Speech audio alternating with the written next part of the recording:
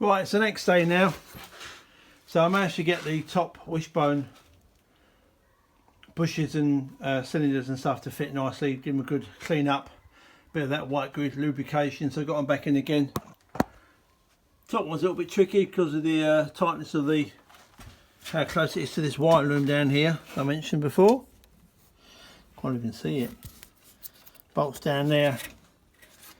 Obviously comes out and hits the wire loom on the left hand side, so that was a bit tricky.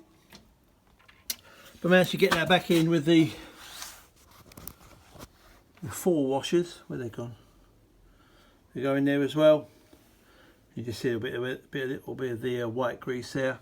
Put some Loctite on the threaded ends before nuts go on.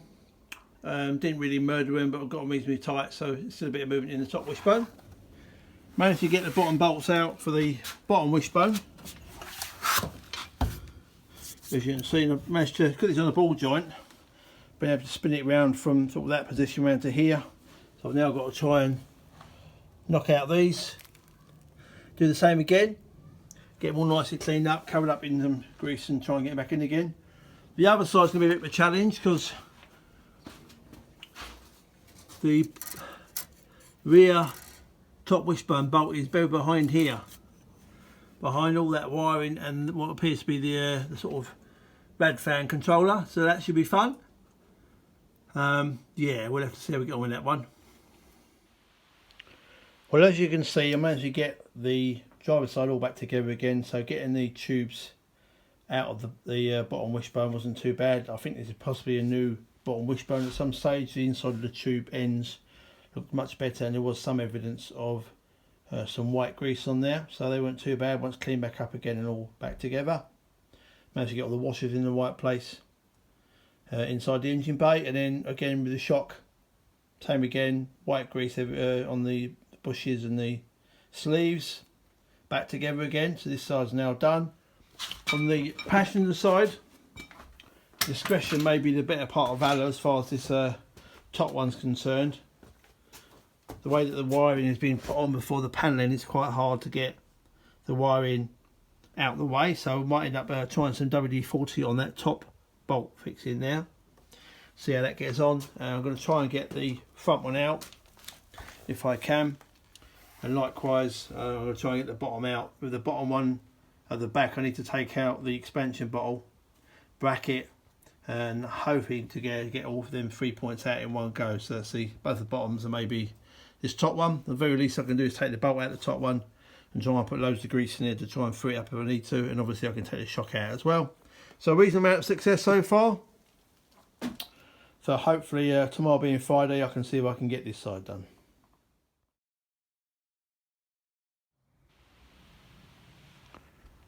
Right, it's Sunday afternoon. Come back from a SKCC run out, an 80 odd mile trot round Camas Hands, the Lid Ring Military Road. Had a nice little trot out. So I just did a bit of a wash and just a little bit of a polish on some of it, just to make it presentable for the next time we get a chance to go out. I decided after doing putting all the passenger side wishbones, sorry, the driver's side wishbones back together again, that I didn't want to risk too much, being it was already Thursday night. I didn't want to end up sort of snapping any bolts or cock anything out that would mean I couldn't go out today's run. So I haven't touched this side at all yet, the passenger side. And what I'm probably going to do is put the car in backwards now, so I can spend the next couple of weeks, which is what I normally have between me run outs, trying to take apart the various things to get the wishbone off, and they'll get grease them all up again. I did notice a significant improvement in the amount of squeaking. There's still little bits and pieces that I noticed. I sort of took my headphones off the last sort of couple of miles just to have a listen as I went over the speed humps around where I live. It's definitely things are better. Car run really well. Really happy with it. It took me a little bit of a while to sort of find my spot with it really. But yeah, really happy. Not been out on the run for about 3 years. A proper SKCC run where I've been driving rather than passenger, so really happy with it. Really enjoyed it. Lovely weather. One of the things that I might have to think about as well that's I've noticed over the sort of last few years looking at the car, I'm not quite sure when or how it happened, but this arch here, the front driver's arch, is sort of sits nice and flat, horizontal. But as you know, you see the passenger side sits a little bit weird. Not quite sure if it was like that when Dave bought it or not, or if it's he's hit a pothole or whatever's happened. But it's been like that for a few years now, and I have had to go trying to re-straighten it before on the car when Dave popped over a few times. But I'm thinking about taking the top support off. I don't really want to break the sticker effects. Let's seal these all on because it's on quite well onto the arms. So I'm considering sort of cutting it 4.5, putting an internal tube in it just to try and bend it down a bit, tack weld it, refit it to see if I can get it sitting level. It just looks a little bit weird, not covering up the outside of the tyre. Yeah, but apart from that, it went really well.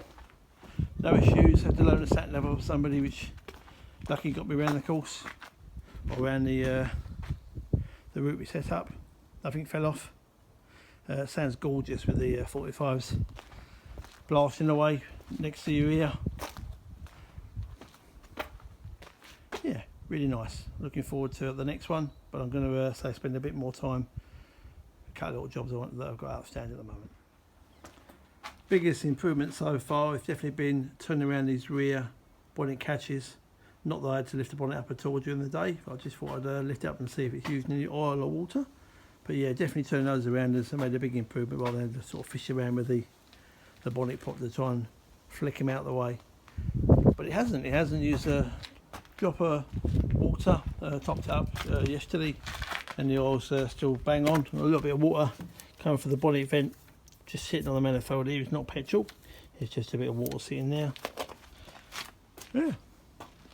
I did notice when I was trying to give it a bit of a wash the other day, it's got a few little scratches on the stainless on the side. Obviously previously to having the long mud flaps, it's obviously taking a few chips on here, so when you try to sort of wipe it dry with the chamois, all the little bits of the chamois stick to it. You can see the white cloth that I was using earlier on makes it all look furry, so at some stage it does really need, depending obviously if you keep the car or not, needs or we just want to make it more presentable, needs a little bit of a light rub down and a polish.